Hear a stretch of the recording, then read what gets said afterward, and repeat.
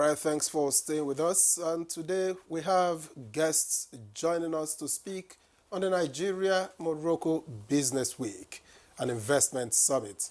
And so joining us here in the studio, we have Ambassador Usman Seriki, who is Chairman, Organizing Committee of the Nigeria-Morocco Business Summit. A pleasure to welcome you. Thank you. Good morning. It's a pleasure to be here. All right, we've also been joined here in the studio by Lamis Diko, member of the Nigeria-Morocco Business Week. Thank you for coming. Thank you very much, and thank you for having me. Claire. Good morning. All right. We also have to join us in the conversation. We have Ahmed Modibo, who is member organizing committee. Yeah, good morning and thank you. Yes. For the invitation. Thank you very much for joining us.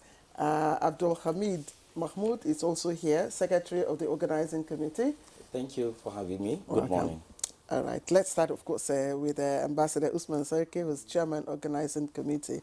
I haven't been to Morocco, but from all the business talks and friendly relations, I actually look forward to going there. I remember in 2016, there was this agreement on the gas pipeline, Nigeria-Morocco gas pipeline and all that. Right. So please talk to us about Nigeria-Morocco relations. Well, thank you very much for having us on this program. It's very important for us to align our own objectives with the federal government's objectives in terms of scaling up investments in Nigeria and actually, achieving industrialization, power self-sufficiency, and more importantly, in terms of food security. Just now, you concluded a very important program on achieving food security by 2030. I think one of the objectives of our activities is to really align those policies with the objectives that we wish to attain. For instance, in enhancing the availability of fertilizer in this country, and also bringing improved seeds so that the yield per acre or hectare on our farms can increase considerably. And also other inputs, without which actually you cannot speak about modern agriculture. So the relationship between Morocco and Nigeria is an age-old relationship that goes back centuries, in history. What we are doing is simply to add another layer to that relationship by improving business-to-business contact and also informing the Nigerian public, particularly the private sector and the business community, about the opportunities that are there in Morocco, and also the Moroccan business community of the opportunities here in Nigeria. And beyond that also, to really engage the two governments in terms of facilitating establishment of frameworks or making established frameworks to be more effectively implemented. For instance, the bilateral cooperation agreements between Morocco and Nigeria in the air services, for instance, or in terms of double taxation, which is actually a vexatious issue between us and many countries. So we want to enhance and facilitate conversation around those issues so that agreements that have been signed can be implemented. And also for us to pick those agreements outside the jurisdiction of the Ministry of Foreign Affairs, the Federal Ministry of Justice, and bring them into the business environment so that they will know about those frameworks, which will help them in facilitating their activities. Okay. And lastly, sir, the issue of the Africa Continental Free Trade Agreement is here. Whether we like it or not, it is a reality. So we have to really expound on that and see how we can leverage the facilities the agreement provides towards enhancing intra-African cooperation. All right, thank you very much, Ambassador Usman Seriki. Let me quickly get to Lamis Diko, who is just by my right here. What opportunities is the Business Week likely to provide, for in relation to non-oil exports? Well, thank you very much. And, as Ambassador really so eloquently established, there are great opportunities in Nigeria and Morocco. First of all, let's see where Morocco is situated. Morocco occupies a unique position both geographically and culturally. Culturally, Morocco is an Arab country, so it has link with the Arab world. Geographically, it's actually next door to Europe. I mean, from Casablanca to most European capitals is just a flight of 2 hours. Some of them actually less than 1 hour. So what it provides is that with the Africa Free Trade Area agreement that has happened, all products can actually move from Nigeria just across Niger and Algeria or whatever which we are in Morocco. So besides actually directly dealing with Morocco, Morocco provides a gateway to Europe, to the Arab world. Right. And if you like, even Ambassador has lived in New York. His flight from Casablanca to New York is 6 hours flight. So it's a gateway to the Americas. So all our non-oil exports can move, not necessarily just on the sea.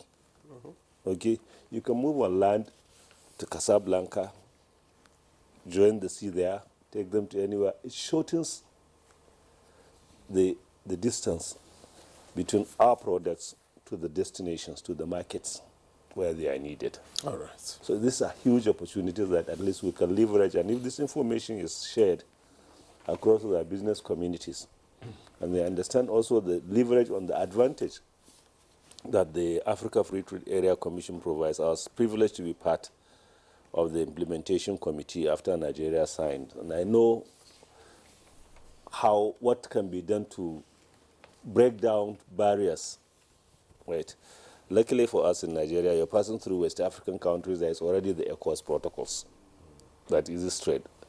And once you pass Niger, before you get, for example, to Morocco, you only have to deal with Algeria or, essentially Algeria. And you get in Morocco. Okay, let's bring in Ahmed Modibo, of course, who is the organizing, member organizing committee. And I'm just wondering, this Nigeria-Morocco Business Week, what does it hold for us in terms of business relations and trade?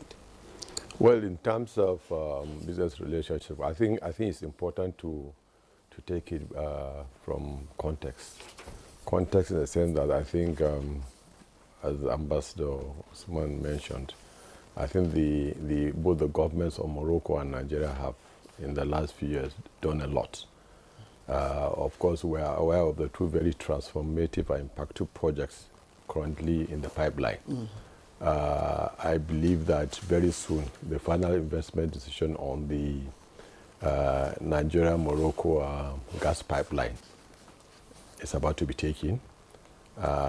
We're aware that that project cuts across the whole of the West African sub-region, even maybe extendable to Spain.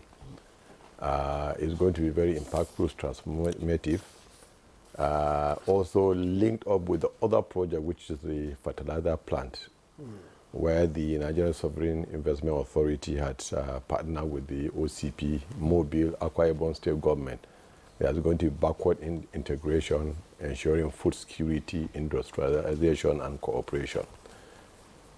As much as those two impactful projects have come to the fore, I think there is still a lot of gap, especially in terms of trade. Because when you look at the numbers, it's not looking very good.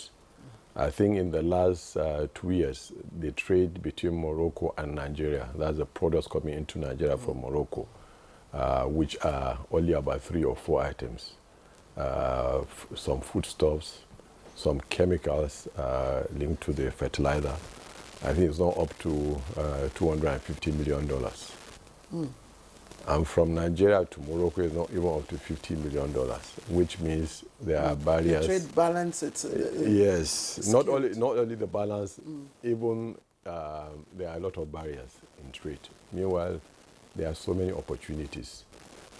In agriculture, Alhaji Lamis pointed out, because of the location of Morocco and the demand of the two biggest trading partners, that's France and Spain, it has spurred a lot of growth, and most especially because Morocco is a very stable economy and political environment. So there has been a lot of industrialization and innovation. So the innovation mechanisms in agriculture, I think Nigerians have a lot to learn. This seminar we're organizing is unique from the sense that we're working with practitioners that are trading in Morocco with other West African Nigerian countries. practitioners Nigerian in Morocco. practitioners in Morocco. That is the unique thing about it.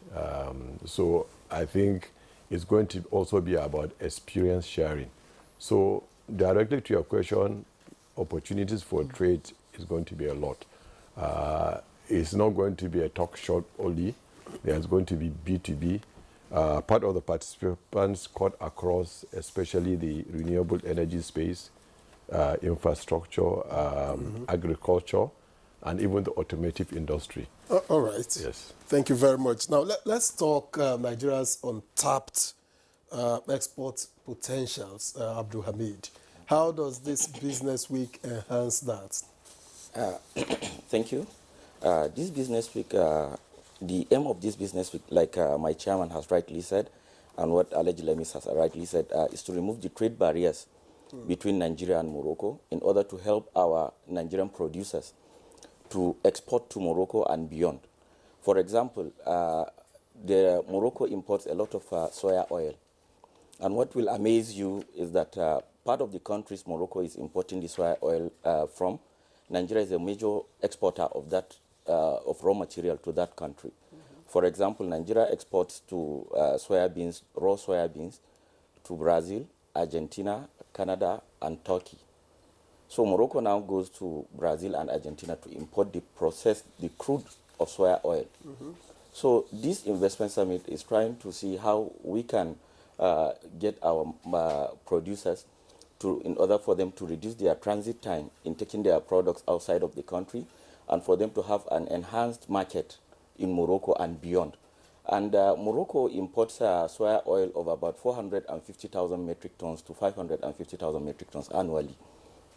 And that's about $500 million annually. So apart from that, Morocco, there is also opportunity in the iron and steel sector. Morocco has now surpassed South Africa in the production of automobiles. It might interest you to know Morocco imports iron ore of a minimum of $1.9 billion annually, while Nigeria has large deposit of this iron ore. So this investment summit will promote exports in the sense that it will be a win-win situation, because we are going there to sit with other Moroccan counterparts in order to see how we can come together to boost the extraction of raw materials and also process it in Nigeria for the sole purpose of exports and other to Morocco and beyond. But how easy is it to travel to Morocco? Yeah, we have in terms of access.